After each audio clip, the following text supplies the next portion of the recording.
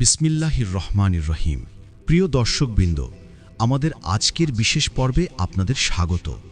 আজ আমরা শুনব মা ফাতেমা রাদিয়াল্লাহু তাআলা আনহার কষ্টের রোজার এক হৃদয়স্পর্শী কাহিনী, যা আমাদের শেখাবে নিঃস্বার্থতা, আত্মত্যাগ এবং আল্লাহর সন্তুষ্টির পথে চলার সঠিক শিক্ষা। হ্যাঁ বন্ধুরা, ইসলামের ইতিহাসে এমন অনেক ঘটনা রয়েছে যা মানবতার শ্রেষ্ঠ আদর্শ হয়ে রয়েছে। ইসলামের মহীয়সী নারী হজরত ফাতেমা রাদিয়াল্লাহু তাআলা আনহা ছিলেন মহানবী হজরত মুহাম্মদ সাল্লাল্লাহু আলাইহি ওয়াসাল্লামের কন্যা এবং ইসলামের চতুর্থ খলিফা হজরত আলী রাদিয়াল্লাহু তাআলা আনহার স্ত্রী। তিনি ছিলেন ধৈর্য, ত্যাগ, সংযম ও ন্যায়পরায়ণতার এক উজ্জ্বল দৃষ্টান্ত। তার পুরো জীবন ছিল কষ্ট, ত্যাগ ও আল্লাহর প্রতি অবিচল বিশ্বাসের এক অনন্য নিদর্শন। আজ আমরা জানব এক বিশেষ কাহিনী, যেখানে তিনি 3 দিন রোজা রেখে খাবার ত্যাগ করেছিলেন শুধুমাত্র আল্লাহর সন্তুষ্টির জন্য। এই ঘটনাটি শুধু ইসলামের ইতিহাসে নয়, মানবতার এক অনন্য দৃষ্টান্ত হিসেবে বিবেচিত হয়। একদিন হজরত ফাতেমা রাদিয়াল্লাহু তাআলা আনহার 2 পুত্র ইমাম হাসান রাদিয়াল্লাহু তাআলা আনহু ও ইমাম হুসাইন রাদিয়াল্লাহু তাআলা আনহু মারাত্মক অসুস্থ হয়ে পড়েন।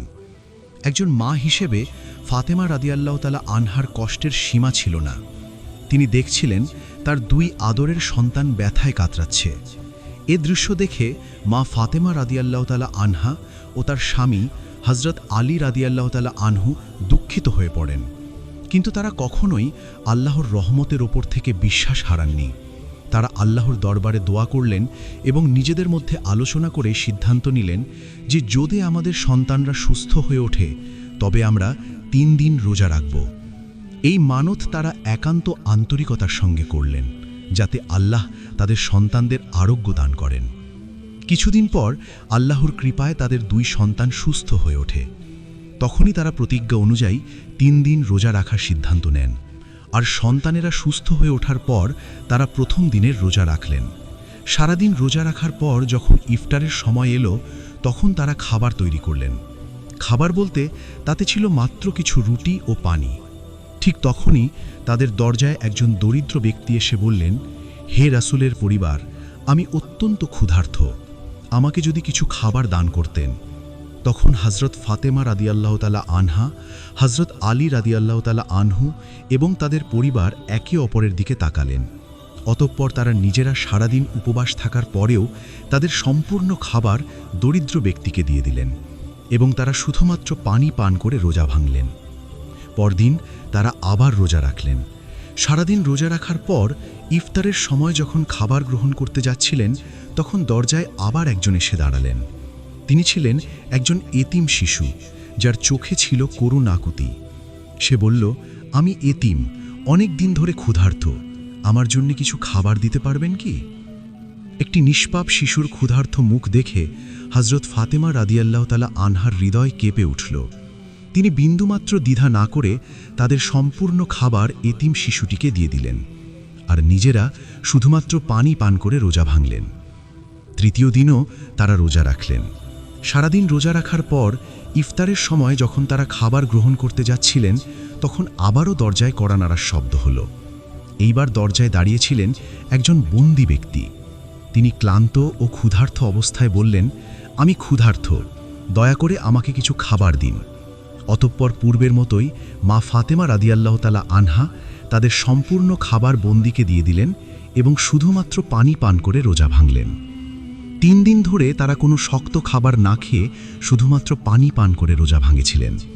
কিন্তু তারা কখনোই কারো কাছে কোনো অভিযোগ করেননি বা কষ্ট প্রকাশ করেননি। তাদের এই মহান ত্যাগের ফলে আল্লাহ তাআলা তাদের প্রতি অত্যন্ত সন্তুষ্ট হলেন।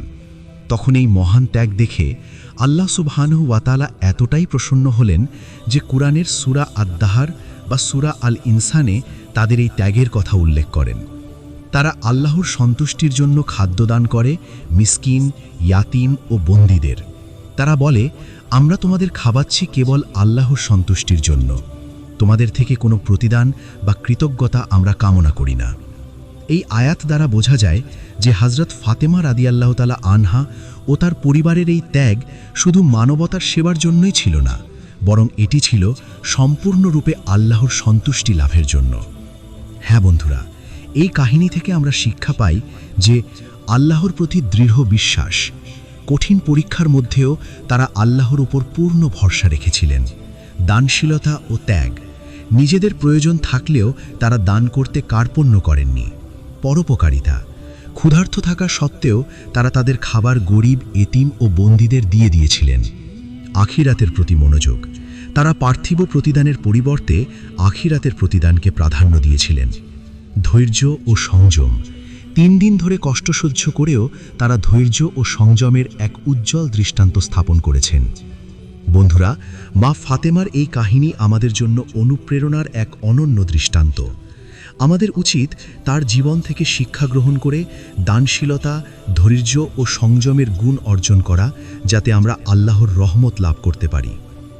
সবশেষে, আপনাদের যদি আমাদের ভিডিও ভালো লেগে থাকে তবে লাইক, শেয়ার এবং সাবস্ক্রাইব করতে ভুলবেন না। আপনার মূল্যবান মতামত আমাদের কমেন্টে জানাতে পারেন। আল্লাহ হাফেজ।